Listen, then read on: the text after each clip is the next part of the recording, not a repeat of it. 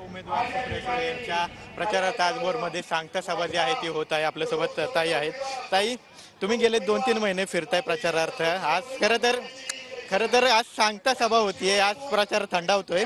2-3 महिन्यात अनुभव आले त्यावरून काय वाटतं, काय होतं? अतिशय सुंदर अनुभव, लोकांचं प्रेम हे तर असतंच, पण एक मला चिंता सातत्याने या प्रचारात जाणवली, ती म्हणजे महाराष्ट्रात असलेला दुष्काळ, कांद्याच्या निर्यातीचा मोठा प्रॉब्लेम, त्यानंतर सोयाबीन कपासला किंमत नाही, त्याच्यानंतर तुम्ही बघताय दुधाला भाव नाही, त्यामुळे खूप अनएम्प्लॉयमेंट वाढतीये, म्हणजे बेरोजगारी प्रचंड वाढते, भ्रष्टाचार वाढतोय, त्याच्यामुळे तमाम जनता त्रस्त आहे. त्याच्यामुळे महायुतीचं असं म्हणणं आहे की ही निवडणूक जी आहे ती नवीन भावजा नाही, सुप्रिया सुळे वर्सेस सुनेत्रा पवार अशी नाही. ही निवडणूक गांधी विरुद्ध म्हणजे राहुल गांधी विरुद्ध नरेंद्र मोदी आहे. तुमच्या दृष्टीने ही निवडणूक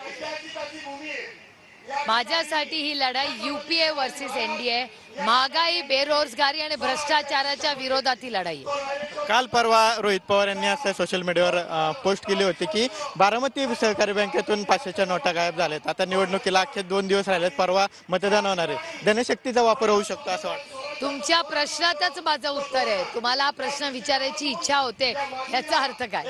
काल एका भाषणामध्ये महादेव जानकर असं म्हणले की बहिणीने भावाच्या घरी जास्त दिवस राहू नये, तिने तिच्या घरी जावं. ते त्यांचं वैयक्तिक मत असू शकेल, पण महाराष्ट्र सरकारमध्ये एक कायदा केलेला आहे की या राज्यातली आणि देशातली कुठलीही मुलगीला वडिलांच्या इस्टेटीत 50%चा अधिकार आहे. 50% सगळ्या मुलींना तो अधिकार आहे. आज मोहित कंबोज यांनी असं म्हणलं की फडणवीस यांच्या विरोधात ठाकरे गट आणि पवार गटाने मोठा कट रचलेला होता, त्यामध्ये एका महिला नेत्याचा राष्ट्रवादीचा सहभाग आहे पवार गटाच्या. लवकरच मी गौप्यस्फोट याचा करणार आहे. मला नाही माहिती.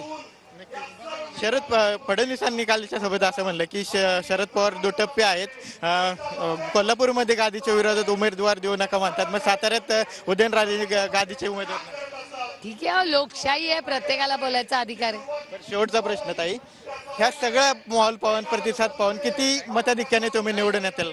मतदान किती टक्के होतं त्याच्यावर हे उत्तर देऊ शकेल. धन्यवाद ताई. तर विविध राजकीय प्रश्नांवर सुप्रिया सुळे